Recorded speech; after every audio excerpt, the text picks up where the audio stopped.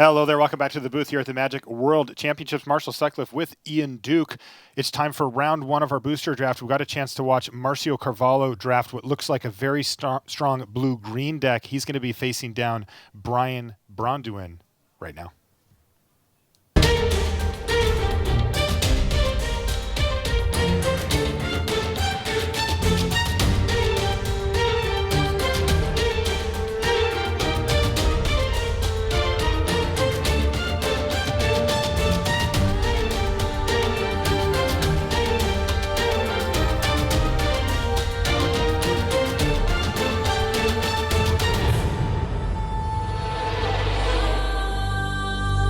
Hello and welcome to coverage of the Magic the Gathering World Championship. I'm Marshall Sutcliffe in the booth with Ian Duke, and it is time for the first round of the second booster draft of the event. We've got Braun-Duin down in the feature match area. He is our GP master. That's how he earned his seat to play amongst this field of great players here. He got more pro points at Grand Prix than anybody else for the entirety of the season. He's playing a green-white deck with some cool synergies we'll talk about in a minute. His opponent, Márcio Carvalho. Now, also, I should mention, by the way, both players, Márcio and Brian, are both 6-1 overnight from day one. An incredible start for them. We got a chance to watch Márcio draft the deck that he's about to play. 5 rares. He's playing 5 rares. He's splashing for 2 of them, 3 of them on color. He's blue-green base with a red splash. Let's see how this pans out. Now, I can tell you I've taken a look at both of the deck lists and even had a chance to chat with the players for a minute about what they thought about their lists. And Brian has a neat wrinkle here. He's got 3 copies of Bloodbriar in his deck. And, you know, Bloodbriar is a card that if you enable it, right, if you can set it up, it can be very, very good. Whenever you sacrifice another permanent, it gets a +1/+1 counter. You get a couple of those on the battlefield and sacrifice something like the Vessel of Nascency that we see from Braun-Duin, and those things can start really growing big. Now, that said, Marshall, Bloodbriar is not a card we that often see in a green-white deck, which is what Brian is playing now. So he actually has some pretty creative synergies with it, cards that maybe you wouldn't expect that are giving him outlets to sacrifice things. Looks like Brian just needs a land, so he's going to get rid of that Vessel of Nascency and find himself a Plains. His deck is very straightforward. It tends to be a relatively good curve-out deck, though while Brian has been able to use up all of his mana, he doesn't actually affect the board directly until turn 3, where he's got a Bloodbriar. So as far as the character of this matchup here, Braun-Duin is the aggressor in this matchup, I think. And you are correct. A big part of that is because his deck is sort of more fair, is the way he described it, I think, to you, Marshall. He did. You know, he has some synergies in there, but they're kind of incremental type things. Also, I'm noting here, I'm looking at his deck list, he's actually only playing 16 lands, which is an indication that he has a low curve and he wants to be very aggressive and make sure he doesn't flood out in the later game. So we're going to want to see Brian come out strong, get some early attacks in, and try to kind of overwhelm Márcio before Márcio's rares kick in. Yeah, now one of the downsides here, if you're sitting in Braun-Duin's seat, is that Márcio does have the ability to search out a bunch of lands and get his splashes with Primal Druids. Now, when you play a Primal Druid, which Márcio just did for the turn, sometimes it doesn't work out so well. If your opponent has flyers or other evasion, it can look pretty bad. But a green-white deck is going to have a pretty tough time powering through a bunch of damage, and you can see a Borderland Patrol here to follow up, which, by the way, does combo with the Bloodbriar. But those, well, looks like I spoke a little too soon. The Primal Druid is going to get sacrificed here for Márcio as he's going to emerge out a Wretched Griff. Is that a cast trigger? Or Yeah, cast. You choose the order. I choose the order. So I can fetch first the land and then draw a card? Yeah. Yeah. Now, that's a subtle interaction there. Ian, why don't you explain to us what Márcio is clearing up with our head judge, Toby Elliott? So what just happened is Márcio cast a Wretched Griff for its emerge cost, and he sacrificed Primal Druid to do that. Now, Wretched Griff has a cast trigger to draw a card, and Primal Druid has a trigger when it dies to search your library for a land. And those two things are essentially, they're happening at the same time, so Márcio can choose what order to stack them in. And he actually, I believe, resolved the Primal Druid's trigger first, got a land, and then drew a card afterwards to reduce the chance that he would draw into a land there. Exactly. So subtle interactions, but of course, value is value. In the meantime, Braun-Duin with a bold attack here. He's just going to attack with both creatures. This is going to get interesting.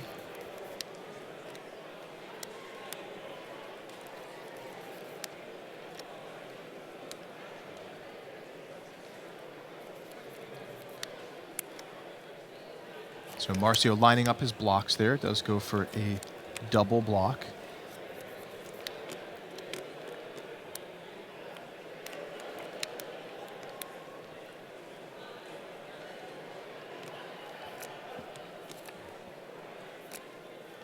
He's going to not block the Briar Bridge Patrol here. He's going to let that one go through. It says at the beginning of each end step, if you sacrifice 3 or more clues this turn, you may put a creature card from your hand onto the battlefield, and whenever it deals damage to 1 or more creatures, you get to investigate. And what that means is that Márcio is incentivized to not enter combat with it with creatures, at least for the time being, though he will have to at some point, most likely.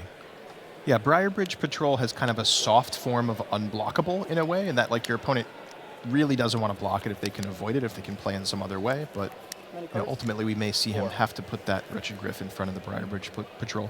Yeah, well, he's not going to have that option here unless he can provide another blocker at least, because Fiendbinder was the next play from Braun-Duin. When it attacks, you get to tap down an opposing creature, and you mentioned it, you know, Brian's deck, ultimately pretty fair. It's a green-white deck that has creatures, some combat tricks, some removal spells. It's kind of a low-to-the-ground deck that is looking to just apply pressure to what Márcio's doing. Márcio, on the other hand, has the much higher power level deck. He's got 5 rares. He's splashing for 2 different rare cards, Ulrich of the Crawling Horde and Burn from Within. So he certainly has the leg up as far as that goes. The longer the game goes, it probably favors Márcio more and more. This has been a great game so far, actually. We're kind of seeing both decks transitioning into the mid-game, doing what their deck is supposed to do. So we saw Márcio, he emerged out of Primal Druid. He was able to use that to fix his mana. He has all 3 colors online right now. He's got a lot of lands on the battlefield to cast his powerful spells.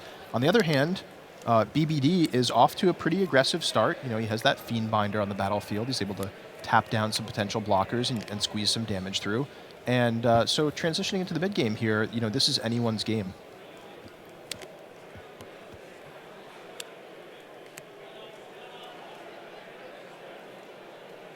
Looks like sleep paralysis here for Márcio Carvalho to take down the Fiendbinder. And now he's going to put up another excellent blocker and also potential form of virtual card advantage here with the Geist of the Archives. I really like that sleep paralysis on the Fiendbinder. In a way, it's kind of like a 2-for-1. In the sense that Márcio is on the defensive here, so that Fiendbinder is representing both an attacking creature as well as tapping down one of Márcio's blockers. So when it comes to combat, it's kind of giving BBD like a 2-for-1 advantage there. The sleep paralysis actually negates that and is really helping Márcio stabilize the board here. In front of the unknown. Can I get a clue token, please? Have to say, just, you know, checking in on the match just from a big picture perspective here, Ian, things are looking much better for Márcio than they are for Brian. He did use a combat trick there, Confront the Unknown, to generate not 1 but actually 2 clues and take out the Wretched Griff, which is a nice turn for him. And building up those clues really important for BBD. You know, he is a deck that wants to keep the aggression flowing. He wants to avoid flooding out in the late game. He's also got those Bloodbriars in his deck as well, which synergize with the clues. You know, when you sacrifice a clue, he's got one he's got 1 Bloodbriar in the graveyard. Ooh, here we go. Ulrich of the Crawling Horde, and a big turn here for Márcio Carvalho. He's also got an Ulvenwald Captive there.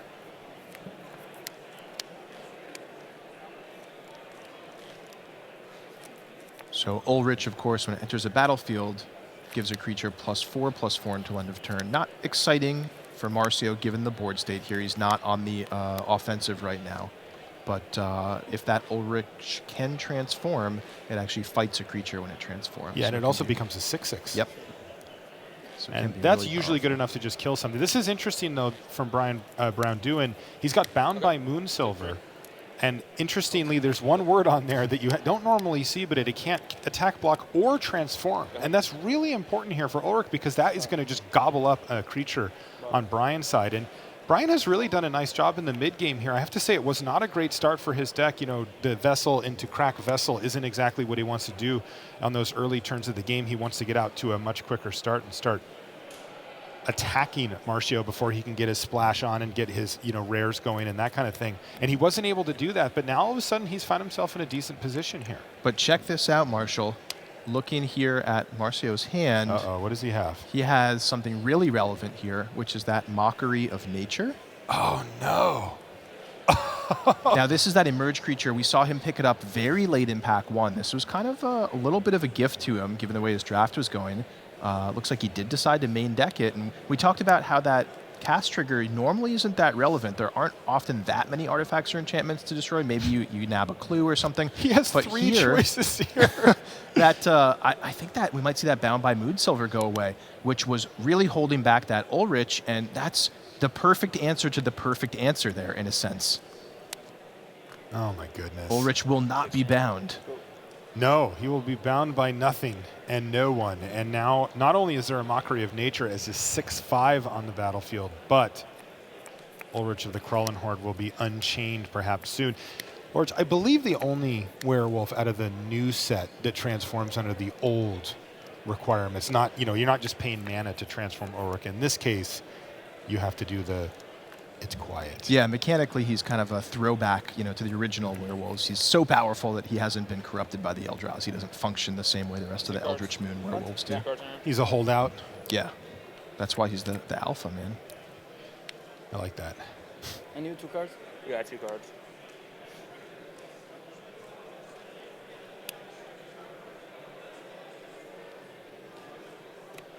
This has been a really sweet game. Brian's got 2 clues that he can sacrifice. Ooh, he has one of his Bloodbriars in hand. Take a look at that. And even the Choking Restraints for later as well. Choking Restraints, the Mockery, and Brian looks like he may be equipping the True Faith sensor here as well. And he's going to get in for a nice hit here. 7 damage.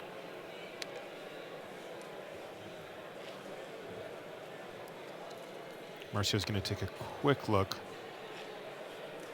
at what's going to happen.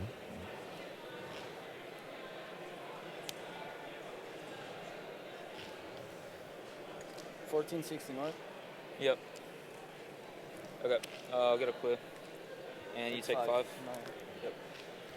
Your turn. So we do see the Geist of the Archives jump in front of that Briarbridge Patrol, and that does, however, give BBD a clue. Yeah, with the land next turn, he can play the Bloodbriar and sacrifice 2 clues.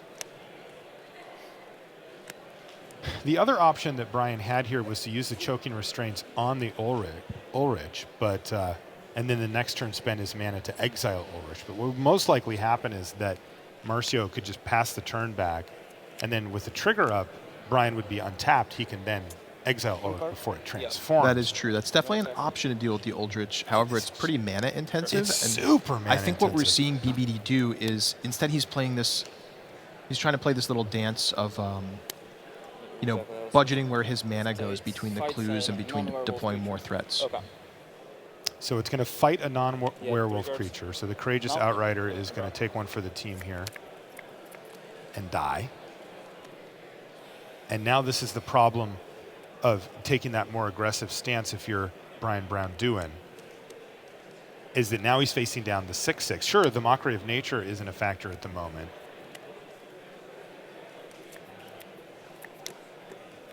But the Big Daddy's here, and that is going to make things pretty tough.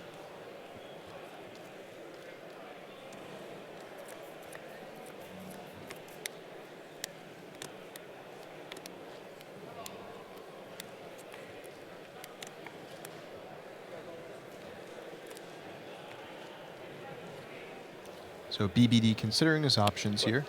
And attack. Okay. Attack 5. Okay. All right, so Brian signals his intentions after the equip of the True Faith sensor to attack, but Marcio kind of waved the finger at him and said, before you go to attacks, I've actually got a Namelgast Herald that I'm going to use to tap down. Go ahead.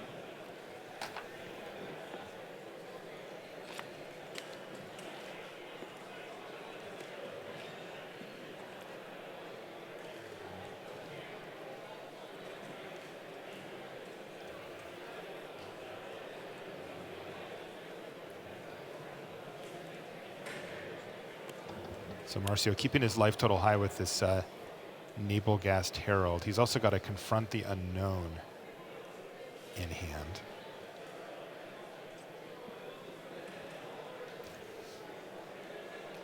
Again, I feel like Marcio's the one who's in the advantaged position here, though there are 3 clues sitting there for Brian Braun-Duin. When it does come time, he can crack those. Now it's going to take him some time to do it, but that's a lot of cards sitting right there. Yeah, the counter to that, though, is, Marcio has been scrying 1 each turn with this Geist, and that's giving him a little bit more selection over what he draws into. And with Marcio's deck being the more powerful of the 2 in the late game with all those rares, I think I have to agree, Marshall, that Marcio is the slight favorite here, but it's all going to come down to what these players can find over the next couple turns as Marcio continues to scry and BBD looks to those clues for a little bit more card flow. Yeah, this has been a really sweet opening game. We got lucky, Ian. This is what I showed up for today at work, is to watch games just like this one. And now we see Marcio attacking for 8. 8. Uncontested Alpha gets in there. Same thing with the Naval Gas Herald.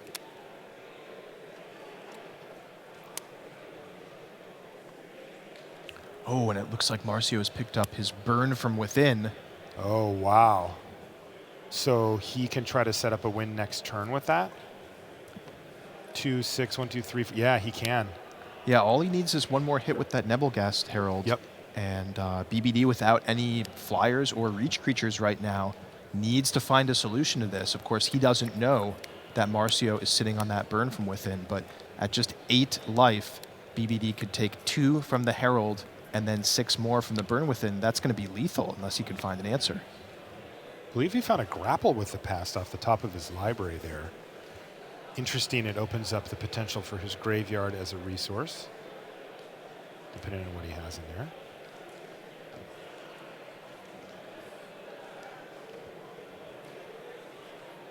Go to combat. Sure. Brian's going to go to combat first. And I wouldn't be surprised to see Marcio make a few blocks here. He's at 9, a relatively safe life total, but he is being attacked for a significant amount. Marcio's going to double check that the Backwood Survivalist, whether Brian actually has Delirium here or not, and he does.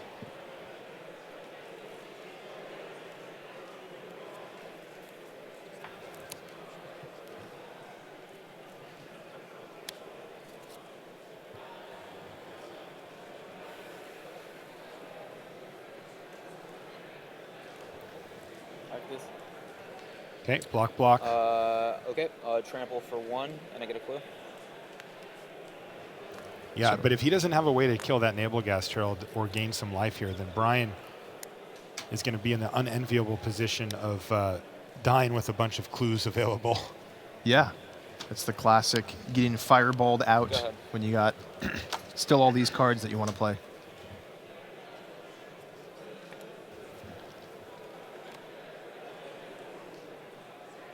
Check face. Yep. And you see this plan coming to fruition here, and Brian Braun-Duin has to be like, great. Yep. And that does it. Game 1 goes to Márcio Carvalho as he kind of calmly went with the 2 splash cards there that ended up being the 2 most important pieces. The Ulrich of the Krallen Horde and that Burn from Within were the key to victory at the end of it there for Márcio Carvalho. We'll be back right after these messages. Booster Draft Leagues are coming soon to Magic Online. Draft and play at your own pace on your own schedule. Download Magic Online at mtgo.com and join a league starting this Wednesday, September 7th. Friday Night Magic is your local hangout where everyone is welcome. Gather with friends at your favorite game store every Friday night. For more info, visit magic.wizards.com/FNM. Welcome back to the feature match area here at the World Championship. We're in Seattle, Washington at the Paramount Theater.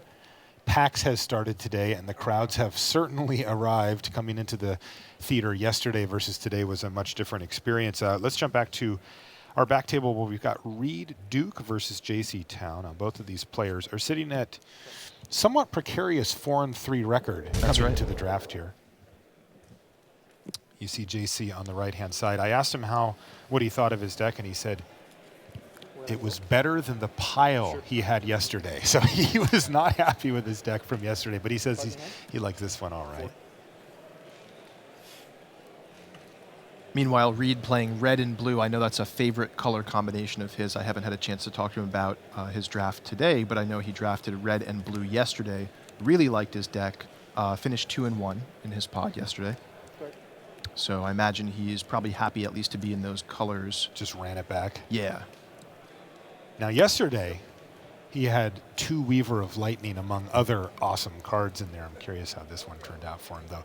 Interestingly, for Reed, we do see what looks to be a stolen, perhaps, Kindly Stranger there. I see a sleeve difference there, and I think he took that from JC. I don't think Reed's splashing anything here. Now, watching Marcio's draft earlier, we saw him pass up on a Welcome to the Fold, and Reed was to Marcio's left. So I think that is that Welcome to the Fold there. We did it. I see the 3rd card in his graveyard. So mystery solved.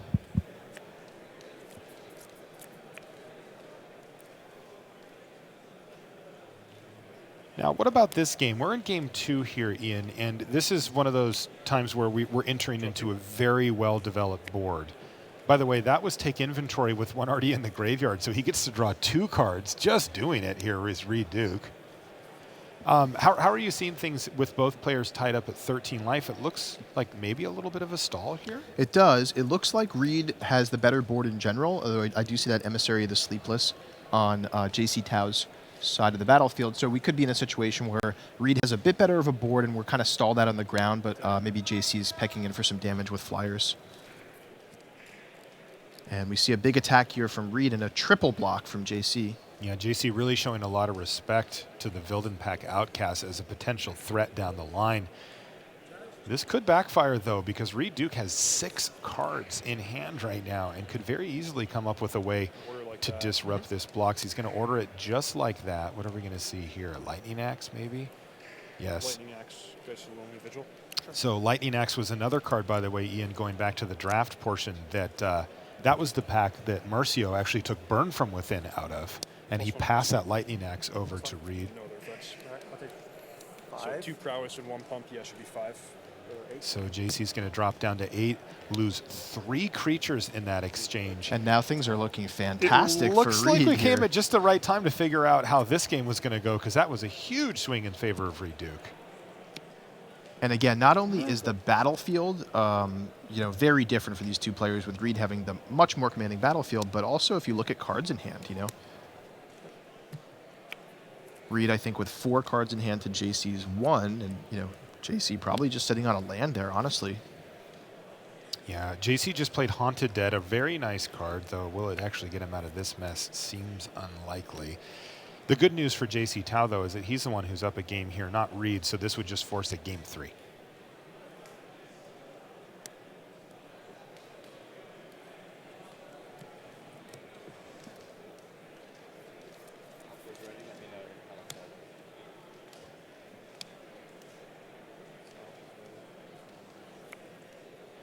Reed here, I can tell, he looks like he's in his comfort zone. I can tell kind of from his posture and his mannerisms, like this is a situation he's very comfortable with. This is what he built his deck to do. Things are going according to plan. Have you been on the bad end of this? Yes. Well, when you were younger, about 15 years worth of the bad end of this. Okay, and that does do it. In fact, Reed Duke takes that game against JC Tao, which means we can jump back to Márcio Carvalho against Braun-Duin and get game 2 going. And I'm pretty excited for this one because game 1 ended up being beautiful there. Yeah, it was an awesome game. But both decks were doing what they wanted to be doing. We got to see them executing their game plans. We saw a lot of card flow on both sides.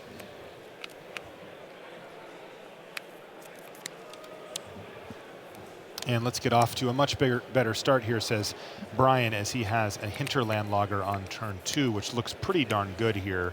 Right now it can't attack through the Druid, but if Brian wants, he can just pass the turn and then use his mana on the Vessel of Nascency and then get his Logger transformed. He's deciding to build out his board more directly here instead with a Moorland Drifter, but Brian's already down to 2 cards in hand here.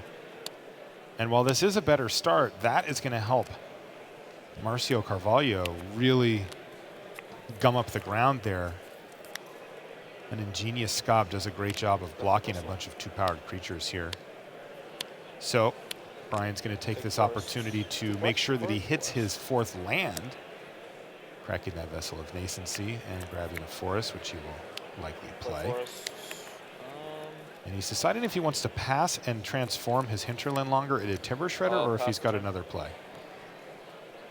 And he decides ultimately, yeah, I'll just say go here. Now he's got a 4-2 with Trample, which can run over the Primal Druid or maybe even trade off for the Ingenious Scob, depending on how things plan out. It also can trade for the Backwoods Survivalist, as it's just a 4-3 at the moment. And this is pretty cute from Brian.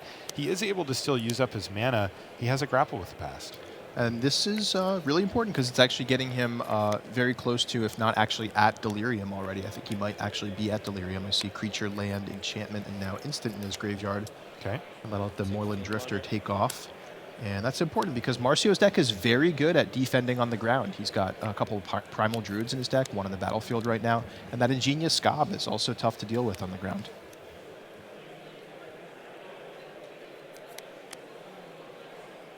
Okay, in comes the Flyer. Brian deciding not to attack with the Timber Shredder here and offer up some trades with whatever it is that Marcio wants to do. Go ahead. He also has to be wary of the fact that he lost to 2 red cards from Marcio in game number 1 and may not want to let him crack that Primal Druid, though I don't know that there's a lot of ways around that. Well, looks like he has one here. A Fiendbinder can strategically tap down a blocker and perhaps open up the avenue for more damage. Yeah, Fiendbinder actually looks pretty decent here.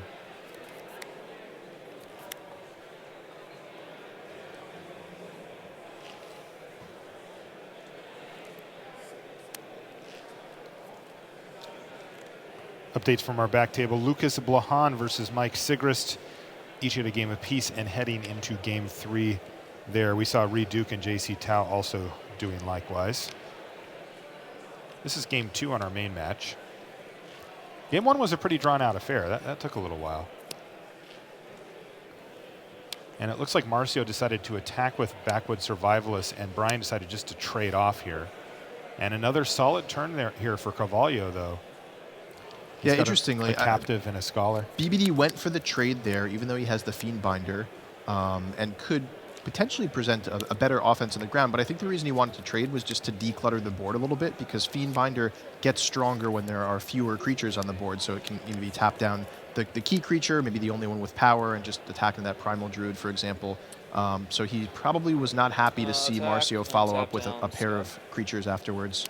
Yeah, additionally, you know, he may have suspected that Marcio had plans on casting 2 spells that turn and transforming it back, and that it wouldn't have a good attack anyway, potentially, through that Ingenious Scob. So he hedges a little bit in that direction as well by blocking. It does come with a cost, though. Like you said, the Fiendbinder clearing the way for it plus the 4 damage can be a pretty big deal. Wow. So a Courageous Outrider does hit for him, finds a Briarbridge Patrol, but I don't know if you saw that, but a Choking Restraints and a Bound by Moonsilver just hit the bottom of BBD's library there. Those are 2 of his better cards. And that's key information for Marcio to see there as well. I don't...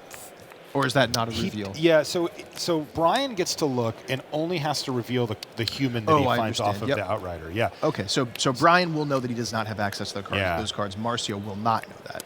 And that might be useful information to Brian, but it's more just going to make him sad that he can't draw those cards in the immediate future because, again, those are a few of his best cards. Well, more so it means he needs to plan the game that he is not really going to have a great answer to, say, an Ulrich, for example, if that comes out again.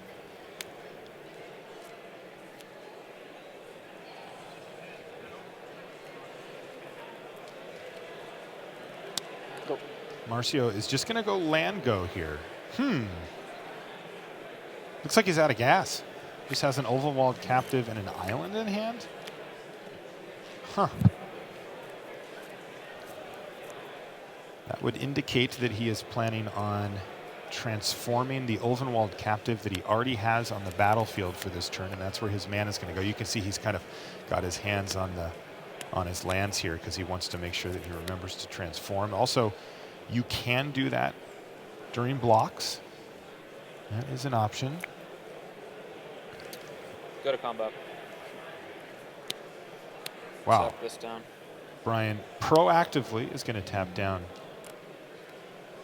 the Ulvenwald Captive. He has seen that thing can get much, much bigger whenever Márcio wants, so he's going to prevent that from happening. And it looks like Márcio's only play here at the moment is just to transform anyway at some point during this turn and take some medicine here, maybe trading off an Ingenious Scob for something. This is where a combat trick from Brian Braun-Duin would be pretty excellent. That's definitely And true. he has Borrowed Grace in his hand. Marcio would absolutely love to trade off the Ingenious Scob for the Fiendbinder, but he has to be anticipating a possible combat trick here from BBD. Let's see if BBD has it. He does. He has Borrowed Grace. He can fire that off, and that is a very big swing. It would be 9 damage, and his Fiendbinder would get past the Ingenious Scob. Now, the thing that Brian doesn't know is what the heck does Márcio have in his hand? And you hear, right as I say that, Brian says, how many cards do you have in your hand? 2? That's very true. You always have to be wary of 7 mana being untapped here. Of course, one explanation for that is Márcio simply has nothing and is waiting to transform the captive. The other is that he's holding up a trick. So we actually see BBD not take the opportunity to cast the Borrowed Grace. Which is really interesting because, from Brian's perspective, he would have much preferred to do 9 and run over the Ingenious Scob. But now he looks at it and says, you know what? Maybe I just don't need to. If I pass priority to you, you have to be the one to act, and I can react to you. And if you don't do anything, I'll accept this trade. Now, the downside for Brian is that he loses his Fiendbinder here, which is a big deal. Right, it essentially unlocks that transformed Ulvenwald captive, which is now an Ulvenwald monstrosity, a 4/6 creature. And that's going to be an excellent blocker now for Márcio to lock up the ground. And with that Reckless Scholar on the battlefield, I think the onus is on BBD to try to end this game very quickly. I mean, going up against what we call a looter creature that allows you to draw and discard, filter through your cards very quickly, it's just so hard to win a long game against a card like that. It's so miserable sitting on the other end of that because you just see them draw land, get rid of it, find a spell while you're just chugging away with 1 card per turn. And losing the Fiendbinder here means that Brian's offenses have reduced greatly just to 2 flying in the air with this Moreland Drifter, and with Carvalho going from 11 to 9, it's going to take quite a while for Brian to get him dead. And like you said it, that looter is going to keep doing what it does. Let's take a look at what Brian's working with in hand here. Now, I do see it looks like he's got a Rabid Bite. 2 cards in your hand? He may need to take care of that issue sooner than later. He also is going to be facing down the potential for another transformed Ulvenwald captive if he doesn't kill that. I'm going to Rabid Bite this and this. Yeah.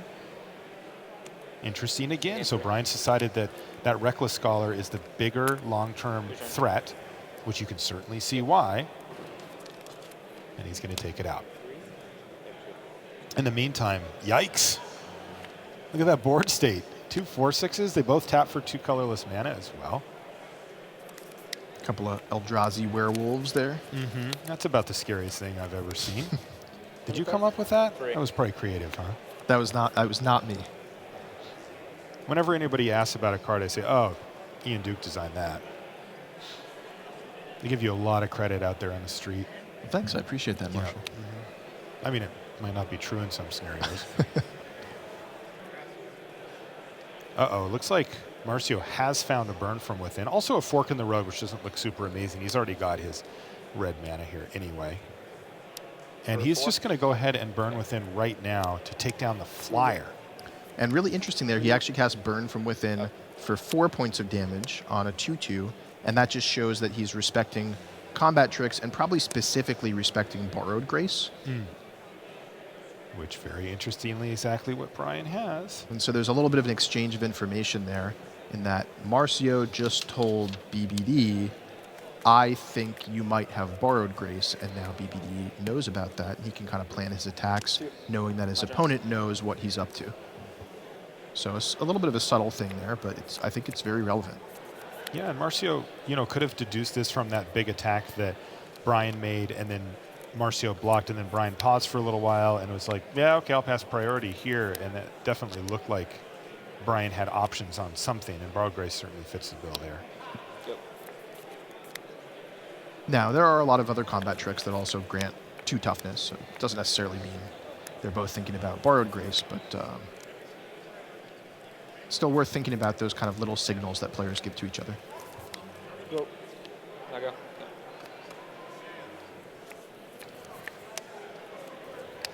Go to combat. Go. No attacks. Of note here as well, Ian, is that the players do get to see each other's card pools that they've drafted. They don't get to see the final list. So Márcio will have already noted exactly which type of tricks Brian has. And you mentioned Borrowed Grace as being one of the main ones that he has. And wow, look at Marcio's hand. Brian Braun-Duin correctly assuming that the Reckless Scholar was the biggest threat down the line has really paid off because Márcio has flooded out here. Oh, but right on time. Ulrich of the Krallen Horde. And by Bang. right on time, you mean any time is the right time. Yeah, for well, I Ulrich. mean the time when you're looking down at 3 lands top decking. In the meantime, Brian's going for the kill here, or at least to help clean up the board. I think he wants to entice Márcio to block with Ulrich here and then make some trades, gobble up some stuff. He's also got the Quilled Wolf at the ready. So there's a lot to think about here for Márcio. And I'm sure he's thinking specifically about the card Borrowed Grace at this point. Two. I don't think he can afford not to block with the Ulrich here. He'll just take too much damage. Yeah, what you normally try to do in these scenarios is to not block with all of your creatures. That way you don't lose your entire board and you exchange some amount of life total for board You're at state. 9, yeah. But the really tough thing is that at 9, he could take way too much damage in that scenario. Now, he is forcing with these blocks, if this is how he locks it in, he is forcing Brian to have something. Because if Brian were to just activate the Quilled Wolf in that scenario, he would lose 2 of his creatures outright, and that's just unacceptable from Brian's perspective. So let's see how Márcio ends up locking in these blocks. Yeah, we actually just saw Márcio switch his blockers there. If he had left the Ulrich on the Quilled Wolf, then BBD wouldn't have to cast any spells. He could simply just pump up the Quilled Wolf. So he's looking at possibly making the swap. Okay, goes ahead and swaps back here. Yep. Borrowed Grace. And he's going to cast Borrowed Grace with Escalate. So his creatures are just going to get each +2/+2, which are going to allow most of them to survive and one of them to Confront the unknown equalize. Faith Bearer Paladin. All right, so this is a pretty reasonable scenario here for Brian. He's going to use the Confront the Unknown Okay, on the Faith so Bearer Paladin so he's that it trade- kills, and then he's going to lose his he's Quilled trade Wolf, against but 6, at a that very dies, nice you trade take for him there, 5, that taking dies. down Ulrich, and also is going to Take get in 5 for down to 5 4, damage. and I gain 6 This up to also 29. means that his Outrider is going to survive. So you can see that the combination of 2 combat tricks there really working out well for Brian. 0 card. So Márcio needs something this turn. He did draw a non-land card there. Let's see what he came up with. Oh, sleep paralysis. Now, there is a clue on the battlefield, so this game could be over very quickly depending on what Brian draws. If he can find any way to just get something out of the way, even temporarily, he could just win the game on the spot. He does not have a good attack now. Márcio being at 4 and not 3 is huge. Go ahead. And it looks like he's found a backwoods survivalist there, and that would give him lethal. But right off the top, Sage of Ancient Lore for Márcio Carvalho is exactly what he wanted to see. Yeah, fantastic draw. Draws him into another card. And, you know, he's got 4 lands in his hand, but smart play from Márcio, having So kept 4/4. those in his hand in case he drew this. You know, we've seen that he has stopped playing lands, and this is why, and that has really paid off for him here. That's true. A lot of players will just play out lands until they have maybe just 1 left that they keep in their hand. But Márcio, knowing he already has 7 lands, which was enough to transform both his captives, and he also drew and played his Burn from Within, he doesn't have You're a at need for any 4 more life. lands, and he was probably actually thinking about this when he kept those there. It's about as close as they get. Brian, with a top deck, could still win here. Yeah, 3 I see cards. he's drawn an Ironclad Slayer for the turn. And I did see him peek down at his graveyard. And the real question is, what can he get back? Is there a removal spell in his yard? We mentioned earlier that he had to ship 2 of his enchantment-based removal spells to the bottom of his library, and it looks like he has nothing to get back. And a little bit awkward that the Ironclad Slayer can't buy anything back here. That would have been a huge swing for him.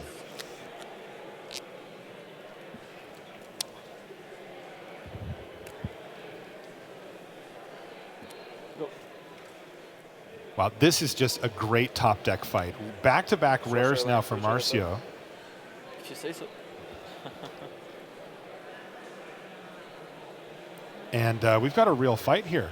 So this is Soul Swallower here That's right. for Marcio. You can see on the right-hand side of the Okay, my screen. turn.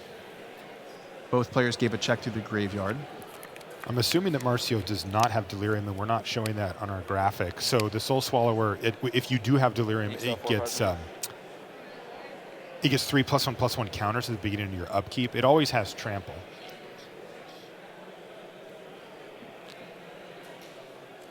Go to combat. No attacks. Brian with the pump fake there. Go to combat very confidently, and Marcio says, yeah, okay, no attacks. Go. Oh, but there's a Noose Constrictor for Brian, and this has been such a sweet top deck fight. Brian keeps presenting a lethal board, and Marcio keeps just fending it off, like the closest of margins. Marcio hanging on for dear life at 4. Go to combat. Sure. No attacks. Marcio kind of gave him a little of his own medicine. Go to combat. No, I'm not going to attack. But that does mean that we have a transformation here. So now it is Sage of Forgotten Lore. And that's going to count the cards in both players' hands. Summerlord Stag. Oh, here's a Somberwald Stag now for Brian fight Soul Braun-Duin. He is going to fight the Soul Swallower, which will kill it. Now there'll be a trade, and this could open up a lethal attack here. Does he And go for in it? they go. Every single creature hits the red zone.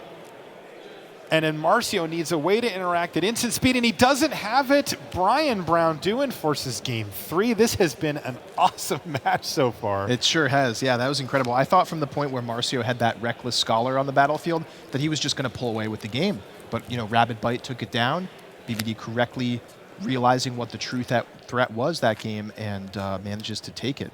That was going back, that was probably the most critical turn. I think it was, yeah. If you looked, Marcio had 4 lands in hand at the end of the game. Those would have been spells.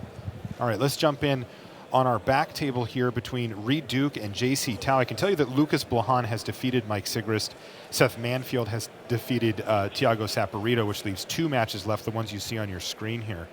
And this is game 3, JC Tao versus Reed Duke.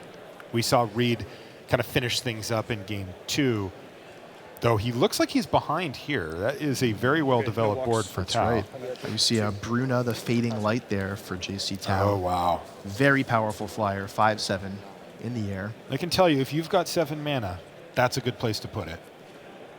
In the meantime, a Thermo Alchemist is chipping away on JC Tao's life total. It's got him down to 8, but Reed is sitting on 2 life right now, Ian, and that is a mighty board on JC Tao's side. Reed has a lot of work to do to get JC from 8 to 0 here. Let's see if he can do it. Inner Struggle, Token. one of the tokens, which is going to net another damage. I get the thumping, but resolves.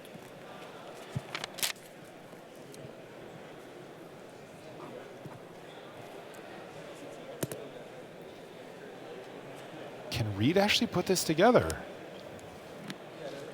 Let's watch and find out. I can't imagine what he's up to here. Looks like he's just going off with this Thermo Alchemist, but does he have enough? Yeah, he certainly doesn't have another turn after this. That's a Newscraft mob for JC Tao, just sort of spitting zombies out on the battlefield. Those are all lethal now.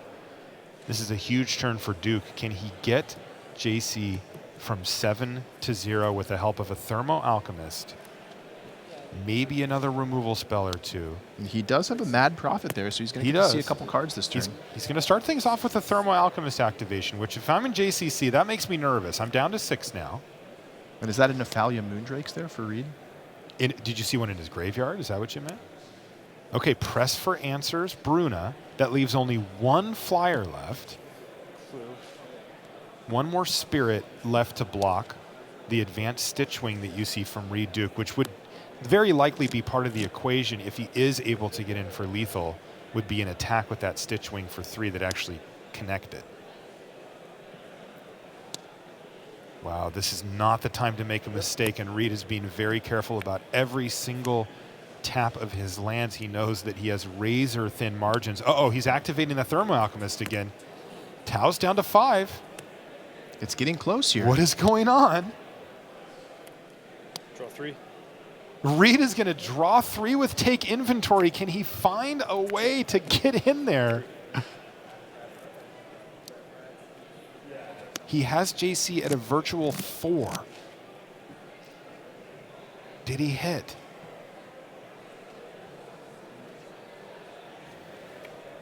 Now there is a spirit token on JC's side of the battlefield that could block that advanced Stitch Wing. Yeah, Reed has whittled away 2 of the 3 flyers from JC.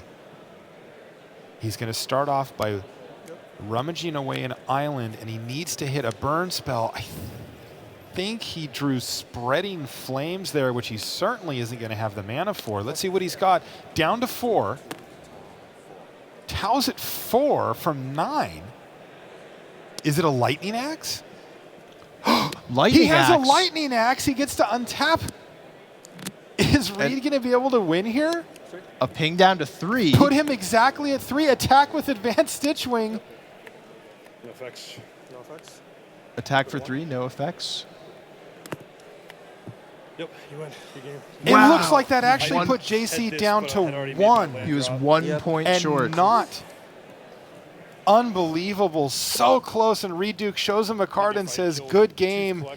You got me. Reed actually showed It a was the- 3 mana spell there, and he had made his land drop, so he has 1 mana short. Yeah, and I think what happened there was a Tooth Collector had shrunk down the Stitch Wing I see. to make it attack for 2 and not 3. Unbelievable stuff down Such the a stretch. close game. Wow. Oh, man. All right, let's jump back to our main match. Don't play slow on me. Go ahead. You got another +1. You can go yet? Yeah. So wait now. And see who's going to win between Márcio Carvalho and Brian Braun-Duin. JC Tao defeats Reed Duke that one. Just to be clear, it looked like a lethal attack from our perspective because it was for 3 with JC at 3, but that Advanced Stitch Wing had been shrunk down by a Tooth Collector. It only had 2 power, and Reed was 1 short. He just needed more mana. Now, this is a much more traditional start, really for both players, but especially for Brian Braun-Duin, as he's gone 2-drop into 3-drop finally in this match. And this is what his game plan is. He's trying to get out to a quick start. Now, he's not going to be too happy to see that Márcio has hit all of his colors kind of perfectly here as well, and even has a backwoods survivalist to follow up that Exalted Cultist. Now, worth noting here, Marshall, I heard the players chatting before the game. We are deep into the round here time-wise, so these players are going to be playing very quickly to try to get this game to come to a conclusion so as not to reach a draw here. Yeah, it feels like the players have been playing at a reasonable pace, but the games just happen to be very long. Right. I mean, the games have been great, but they have been long. They have been complex. Brian's going to use a grapple with the pass to find himself a land. We've seen him do that pretty consistently. You can see Soul Swallower in hand for Márcio Carvalho, and he's also got a Wretched Griff. I'm gonna draw 2, okay? And he's going to go for Wretched Griff right away. And he asks a rhetorical question of Brian, I'm going to draw 2, okay? And Brian's like, yeah, well, I wish I was in your seat right now. He also finds a 2-drop with a Primal Druid. And that is a really nice turn for Carvalho. Yep. Briarbridge Patrol. I mean, look, he went 2-drop, 3-drop, then 2-drop, then 4-drop. And that's like a reasonable curve here for Brian, but it just feels like Márcio is off to a much better start. Yeah, Marcio's deck is just so good at gumming up the ground, and that is not what a green-white creature attack deck wants to see. Right as you say that, he plays A 0-4. an 0-4 to follow up the 0-3 that he had before, and he's even attacking in the air. We've seen that Brian's deck looked like it's a little soft to flyers, and that Wretched Griff could do major damage in the air and potentially put Márcio Carvalho Attack phase. into the winner bracket here. You going to attack? Yeah. Yeah, moving to combat. Sure. Okay. You got a clue? Yeah, this actually works out fairly well for Brian Braun-Duin. He attacks, he initiates a trade that does happen. Márcio says, okay, but he gets a clue out of the deal. And, you know, a lot of little interactions like that, and Brian can find himself ahead, especially with the Bloodbriar on the battlefield as he sacrifices a clue. Noose Constrictor. And he's even got a Noose Constrictor. When you're missing land drops, Noose Constrictor can be a welcome addition. Go ahead. How many cards? 5. But I worry here, Marshall, that Marcio's just ahead on on quite a few angles here. He's got a flying attacker here. He's chipping away for damage. He's got the ground, fairly well defended here, and he's scrying one every turn with this Geist of the Archives. Also bad news for Brian. He scryed it to the top because he has 2 plays to make this turn. He can play an Ulvenwald Captive and the Soul Swallower. He does both.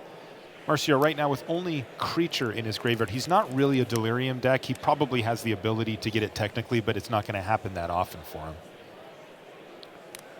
Go ahead. Brian's got a backwood Survivalist of his own, but no attacks this turn. He doesn't want to send the Noose Constrictor in, put himself in an awkward position with discarding a bunch of cards.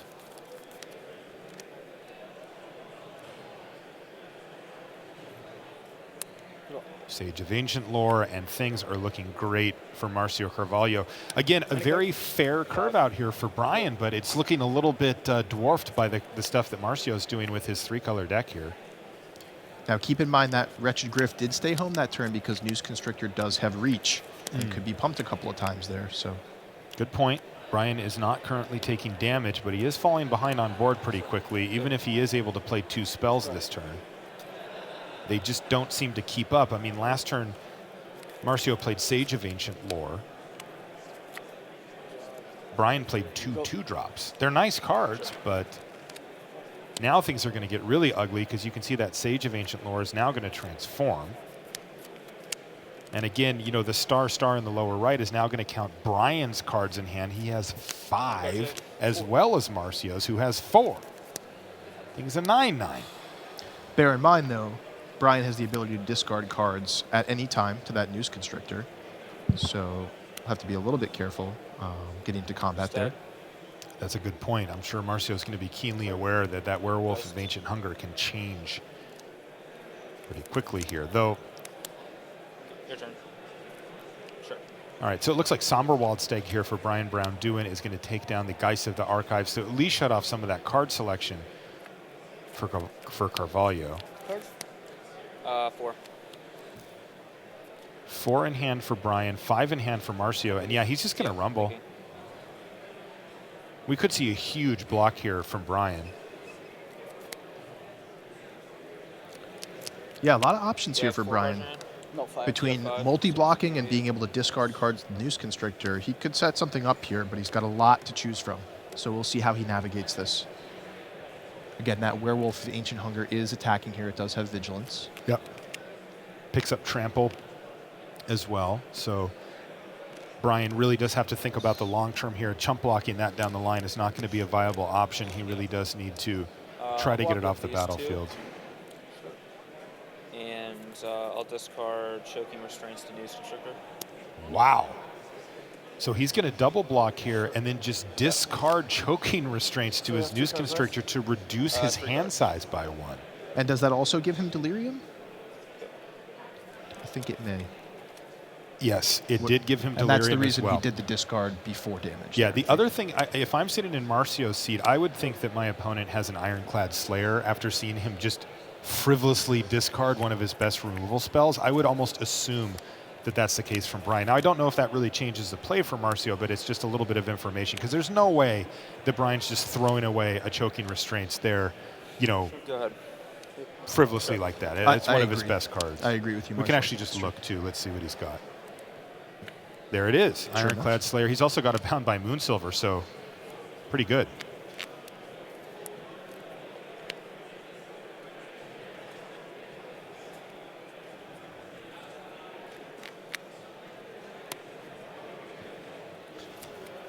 So this is, again, turning into quite a great game. We saw Márcio, I think, with the better start of the two here, but BBD able to stabilize things here. I think, in part due to his low land count. He's playing a 16-land deck, and we do see he's drawing kind of a more dense draw here as far as getting on the battlefield with, Márcio actually having a couple of lands in his hand.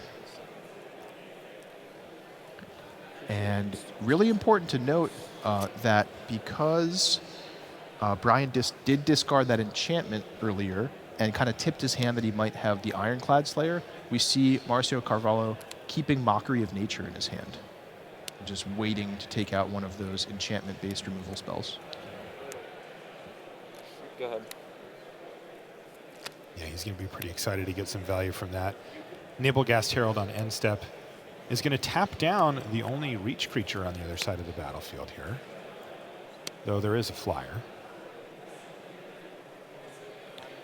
It's interesting because Carvalho, even with all this card selection, you know, the Geist of the Archives and such, he still has found a bunch of lands. He's got the Mockery of Nature and a couple of forests in hand right now. So really relevant here this turn. Marcio has set up the end of turn Nebelgast Herald, tapping the Deuce Constrictor. Now we're going to see the Mockery of Nature take out that Choking Restraints. That's going to pave the way for 5 points of damage coming through in the air here, at least. And that's so important because we do know Marcio has Burn from Within in his library somewhere, and he's seen a lot of cards. He's scryed quite a lot to the bottom. He's seen a good chunk of his deck, and you know, if he can chip away for just a little bit more damage, that Burn from Within is going to present a lethal spell anytime he can find it. 14. Nothing left in hand here for Carvalho, but his board state is starting to trump that of Brian Braun-Duin's. And Moorland Drifter did jump in the way of that Nebelgast Herald. Got to say, Ian, this has been one of the more fun matches that I've commentated. It has. All three of these awesome games have been fantastic. Just a Yeah. lot of back and forth on both sides. Yeah, for fans of Limited, this is just an absolute treat.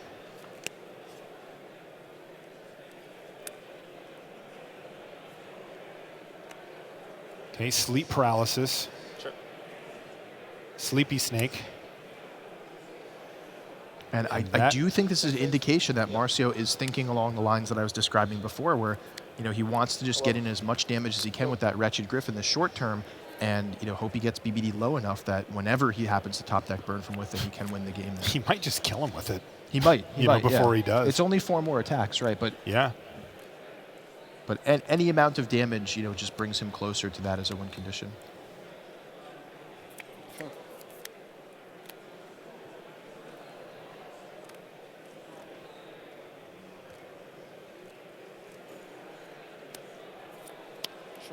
So Vessel of Nascency here from Brian Braun-Duin after playing Bound by Moonsilver to lock down that threat. And, you know, as you mentioned, that Wretched Griff have done a decent amount of damage here, getting Brian down to 11 and potentially opening the door for a lethal burn spell down the stretch. Wow, we've got some sideboard tech here from Márcio Carvalho as well. He has brought in a Spring Sage Ritual out of the sideboard, and that is a solid sideboard plan in my opinion because, you know, he saw a decent number of the game. And remember, he also gets to look at the card pool as well, so he knows that there's going to be Choking Restraints. He knows that there's going to be Bound by Moonsilver, and he can bring those in and nab them, and he did. And now all of a sudden he's unlocking a major attack here after having to dump a bunch of mana into those Ulvenwald captives. I like this aggression here a lot from Marcio. You know, thinking about the amount of time remaining in the round, thinking about levering his advantage while the window is open here. This is definitely a complex board state, and Marcio's going to have to really look through a lot of it. And yes, he is attacking here. Look at this attack. He's attacking with a Mockery, a pair of 4/6s, and a 3/4 flyer. And now BBD is the one who has to go in the tank.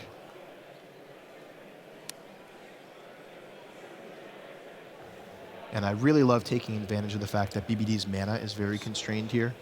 Just the one. Well, White mana two actually is the with the Ulvenwald captive, right? Sure. Yep. Yeah. But even so, that shuts off the option for something like a Borrowed Grace. There's 2 of those. Maybe I should do this. Also of note here, Brian doesn't know it, but Marcio's out of gas. He's sitting on a couple of forests. So this is just a straight up combat step. And, you know, Brian's going to play around a few reasonable things or make blocks that don't leave him completely open. But I think he feels like this is an opportunity to clean up some of this board on the ground. That's and right. he's And taking it. usually on these sort of I will large block boards like on both this. sides, the attacker's at a huge disadvantage because the blocker, of course, gets to wait and see what's attacking and then set up the optimal blocks and line the creatures up the right way. But I think Marcio just realizing like he is in the dominant position right now, taking advantage of the window where BBD's mana is mostly tapped down and willing to take a couple not optimal trades First, here second, third, just to clear up the first, board a little bit. Okay. This is actually an interesting for block damage. from Brian Braun-Duin. Crack Vessel. Put a counter on this. Sure. So he makes a couple of blocks on the 4-6s, but in the meantime, it looks like he's scheduled to take 9, going to 2, and making that Wretched Griff lethal in the air potentially. I gained Let's take 3. nine. He's going to gain Take 3 6, back up take to 6. 5, Go to 4.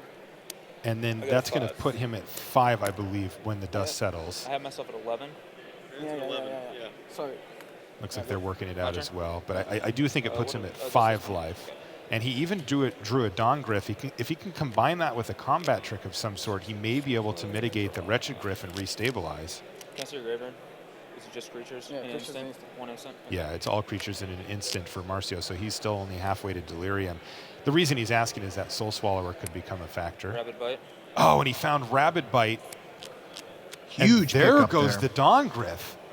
The Bloodbriar set up on the previous turn after that sacrifice of the Vessel of Nascency makes it big enough to just slap down that Wretched Griff, and this could be Braun-Duin coming right back into this. Ooh, but looked like a nice pickup there for Marcio. Was it Ulrich? I think it is. It is.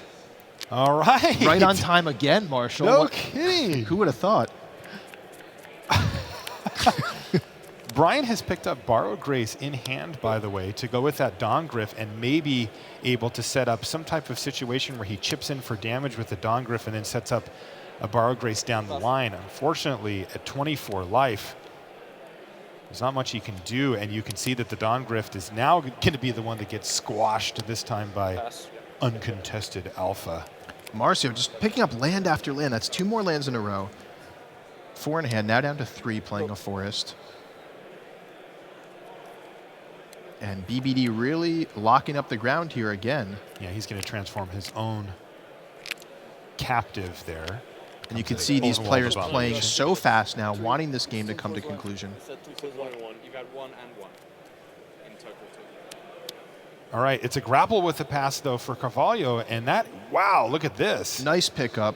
Could see that Griff come back. Yeah, the just Griff as a or flying the threat. Somberwald Sage. He's also, remember, has the Sage of Ancient Lore in there somewhere, I think I like the Griff here, though. just as an evasive threat. Yeah, it draws a card and it presents lethal in 2 turns. I like the way you're thinking here, I'll go and card. so does Márcio. He's just going to hard cast it and find another land. He has flooded so hard. Sure. 2 spells cast. Ulrich transforms back.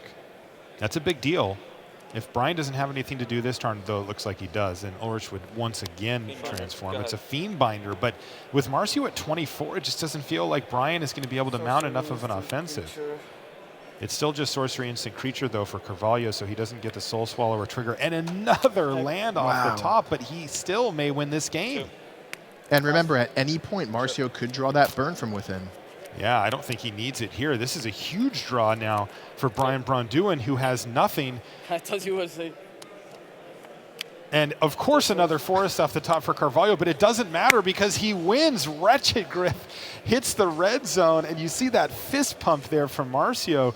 He improves to 7-1 at the World Championship.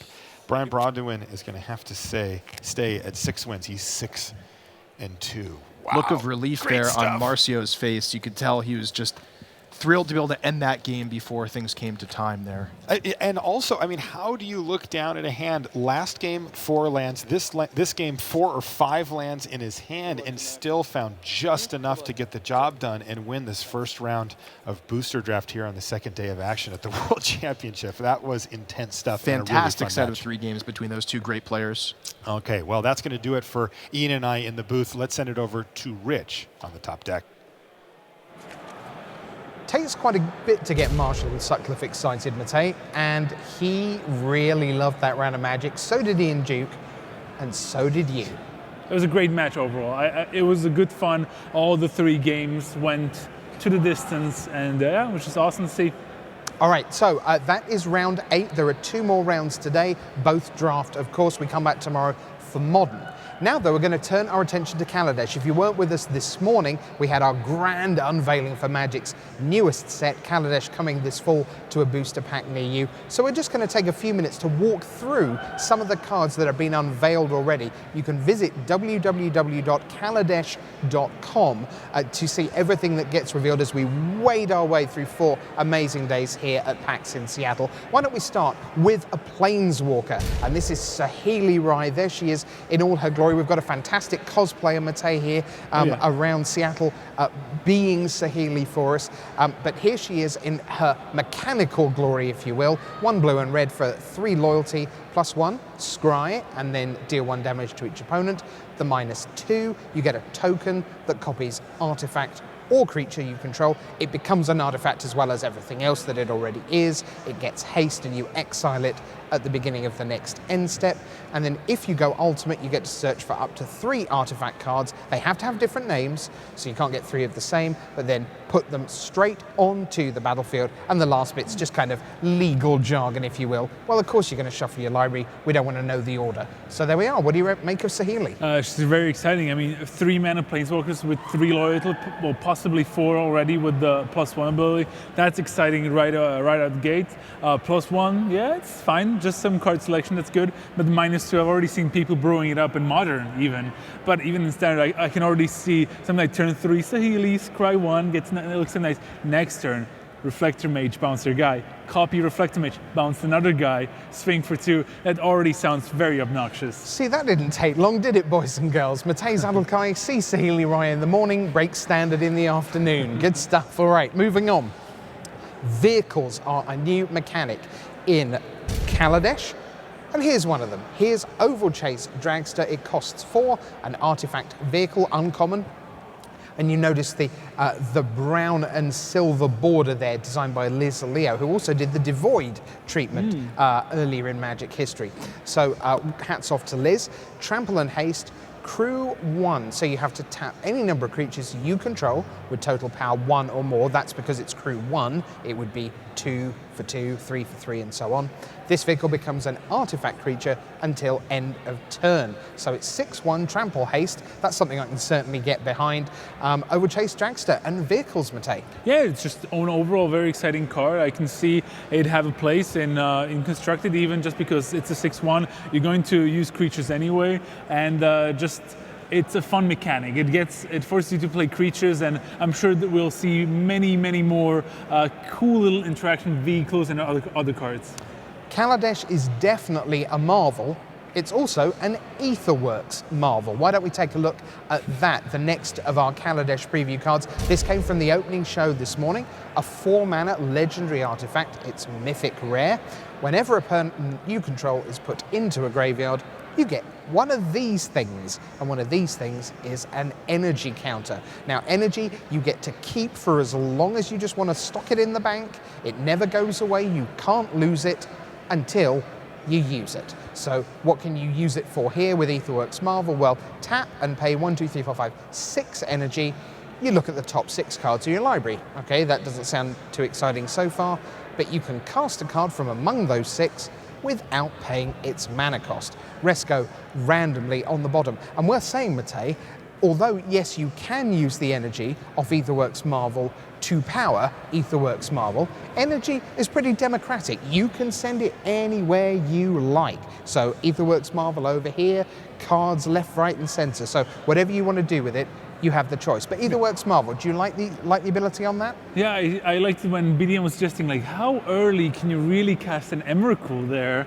And I was like, maybe turn 4, if you find a way to sacrifice your lands to get energy, to use this, it could work, and that definitely excites the Johnny in me. It certainly does. So that's Aetherworks Marvel. Now, one of the central planks of the storyline of Kaladesh, and we're going to hear much more from that in the creative Q&A panel coming later in the weekend, is the Inventors Fair. It looks amazing. Let's take a look at the card in-game. What is Inventors Fair? Well, It is a legendary land. At the beginning of your upkeep, if you control 3 or more artifacts, you gain 1 life. Now, if you're thinking, well, I don't usually control 3 or more artifacts unless I'm playing Affinity, well, remember that Kaladesh is an artifact block, so you're going to see lots of artifacts roaming around.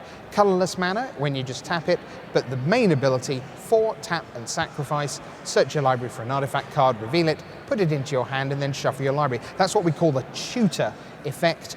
You activate this ability only if you do in fact control 3 or more artifacts. But Matej, realistically, you are not going to have Inventor's Sphere in your deck unless you are always planning on having 3 artifacts available. Yeah, of course, and it looks like an unassuming card. It's only 1 life per turn, and the ability is expensive in the artifacts for it, but ultimately it's a land. If you have artifacts in here, you're just going to put it in anyway, and once you get to activate the ability, it's actually super powerful. And I'm not surprised they decided to have it as legendary, because in an artifact deck, you probably want to run just 4. Okay, so that's Inventor's Sphere. Now next up is Furious Reprisal. Not every card can be a mythic rare, not every card can make a perfect splash. This is the kind of card that you need to evaluate very carefully to work out, well, how good is this card going to be? How good is 2 damage? It's not very good if everything has 3 toughness. It's fantastic if there are lots of little creatures running around. So without having seen the whole set yet, Matej, what's your guess about where the uncommon Furious Reprisal is going to sit, particularly in Limited? I think it's going to be a good card in Limited overall. It's 4 mana, 4 damage, of course, divided between 2, but it can also finish off a game if your opponent is low. So I think we're going to see a fair bit of Furious Reprisal. All right, that's Furious Reprisal. We're going to go to the PP now, or in fact lots of Ps. It's Propeller Pioneer coming up. Here we go. And Matej, we get a chance to talk about another new mechanic. This is Fabricate. So the way Fabricate works, you get the fundamental stats on the card, in this case a 2/1 flyer for 3 and a white, and then Fabricate says, well, here's your choice. It enters the battlefield. Do you want this to be a 3/2 flyer for 4 mana, or do you want to bring along a 1/1 colorless servo artifact creature token? And a lot of the time, we've already seen a few cards that have Fabricate on them, Matej. Those choices look like they're designed to be quite tough from game to game. Yeah, and I love this mechanic because it is really versatile. It can allow you to play with all the different mechanics in this format. Either get some more creatures for vehicles, or put some +1/+1 counters, make it bigger. I love it. Just versatility is my jam, and these sorts of cards really excite me. Okay, so our next 3 cards, all of those came, by the way, from the opening show. And feel free to go to YouTube. You'll get a chance to watch that in its entirety, because there's lots of great stuff in there. But then later in the day, we had a world building panel where we got to go a little bit deeper into what's going on Kaladesh. 3 more cards to bring you here. Let's talk first of all about Depala Pilot Exemplar. Here she comes, 1 red and white, a legendary dwarf pilot. That's right, dwarves are back. If you've missed that this morning, dwarves are coming back to Magic, yay, on Kaladesh. Other dwarves you control get +1/+1. She stays as a 3/3, but all your other dwarves get bigger. Each vehicle you control gets +1/+1 as long as it's a creature. And then whenever Depala Pilot Exemplar becomes tapped, you may pay X. If you do, reveal the top X cards of your library, put all dwarf and vehicle cards from among them into your hand, and the rest go in a random order on the bottom. So this is this a Commander General? Is that what we're looking at here in Dwarfland? I mean, it all depends on how many dwarves and vehicles we see that's going to, it's going to be playable in the formats. But one thing to note, if you look at the card, once you use the X ability, it says all dwarves and vehicles, and I've missed that the first time around. It's not 1. No, it's all. It's all of them. And I'm just excited for dwarves to be back. It's great, and just the base numbers on this is great. So I saw Reed Duke tweet out that he's going to try to build a dwarf deck. I think this card is going to make the deck. She is great stuff. All right, next up is Gonti, Lord of Luxury. All black all the time. Oh, there's Depala again, but here's Gonti, Lord of Luxury. The Aetherborn Rogue. I love the flavor of the Aetherborn. Great stuff. Death Touch. When Gonti, Lord of Luxury, enters the battlefield, look at the top 4 cards of a target opponent's library. Exile one of them face down. Rest go on the bottom of the library in a random order. And as long as that card remains exiled, you can look at it, you can cast it, and you can spend mana as though it were mana of any type in order to cast that card. Matej, there's a lot of words on there. What does it actually mean? It means that you'll play your guy and you'll try to take the best card from your opponent's top 4 and just try to make the most out of it. And I'm really excited to see this card, with flickering effects, just getting to use them all the time. Okay, one more to show you. It's Sky Sovereign Console Flagship. Take a look at this bad boy. Oh boy. Battle Cruiser Magic, as Brian David Marshall calls it. Here it is. 6/5 flyer. Whenever Sky Sovereign Console Flagship enters the battlefield or attacks, it deals 3 damage to target creature or planeswalker an opponent controls. Yes, you need 3 crew for it, but hey, I'd want at least 3 people running that. There could be a lot of health and safety issues if you didn't have that many crew. Matej, this looks like a real beating. This is one of the best cards we've seen so far. There's 5 mana for a 6/5 flyer that does something when it enters the battlefield, killing a creature or potentially killing a planeswalker while also doing the same when it attacks. This card seems awesome. Really, really does. All right, that's just some of the cards that are coming your way in Kaladesh. But coming your way really soon is the next round of draft. And someone in prime position is Lukas Blahon of the Czech Republic. He's 6-2. Why don't we hear from him ahead of this year's World Championship?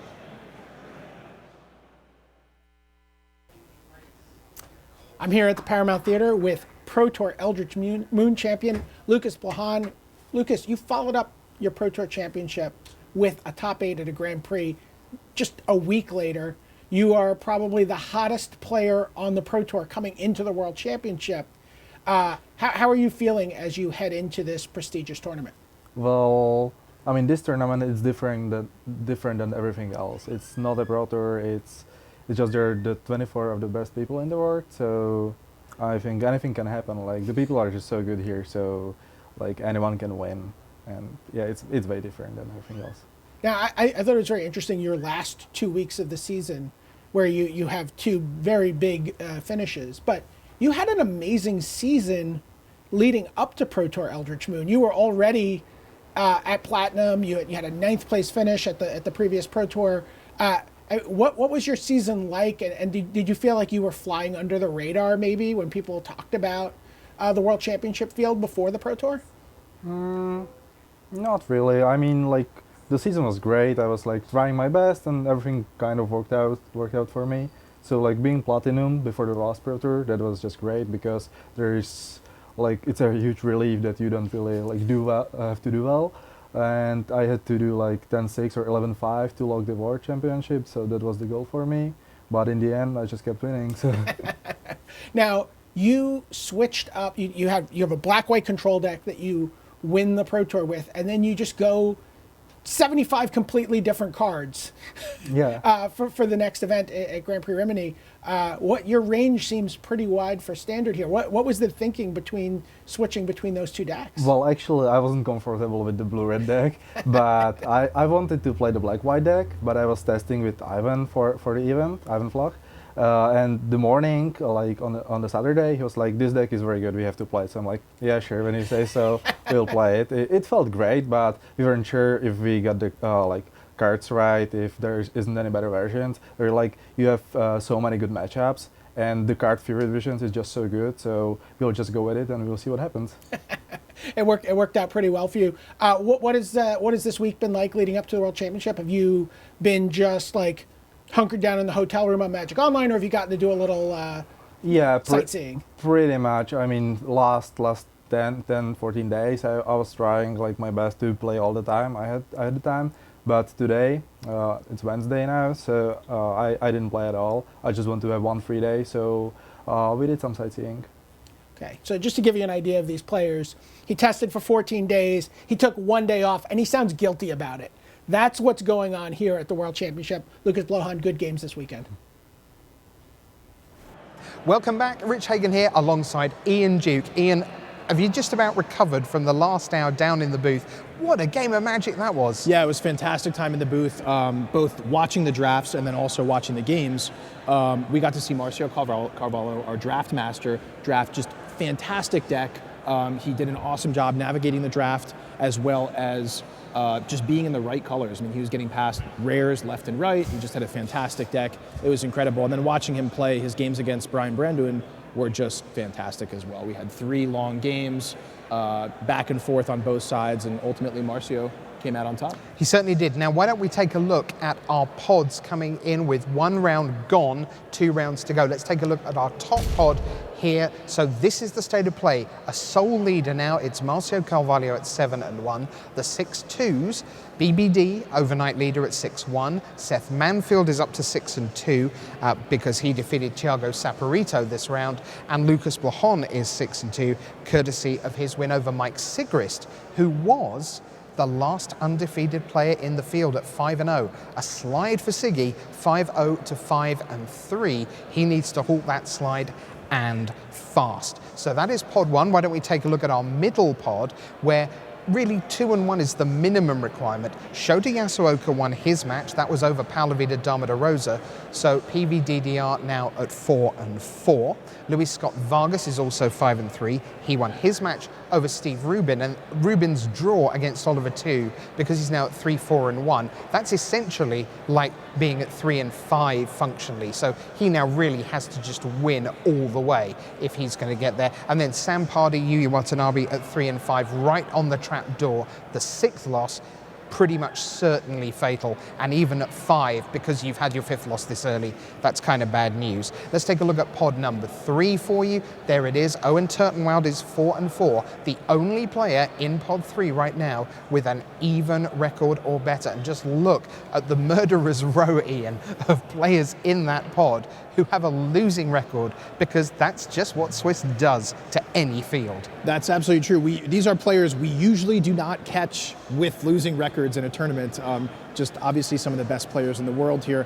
Martin Mueller stands out to me there. A fantastic player, had a great season, not doing well in this tournament, but still fighting for every pro point that these players can get. Right, now we can say that Niels Norlander and Kazuyuki Takamura and Martin Muller are gone. They cannot win this tournament, but from Andre Strasky up, they are still just about alive. I must say, Ian, Owen Turtenwald came in as one of the favourites for sure. He will have looked at that bottom pod and gone, yes, I do have a chance because I could 3-0 this pod, and he was only 1 win behind at 3-4, people who were in the top pod at 4-3. So for him, I think he will have sort of a little bit licked his lips at the thought of, okay, I have a chance here, and he's done the first step of that, win round 1. That's right. Owen is a player who does not give up. I chatted with him last night. Of course, he wasn't thrilled with the way that his tournament started, but he was not ready to give up. He was going to fight all day today, and it looks like he's off to a start on that path. So those are our 3 pods, and a reminder, if you are new to coverage, welcome along. A reminder that they can only play players within their group. Why do we do that, Ian? It's such an arcane thing. Why don't we just let anyone play against anyone?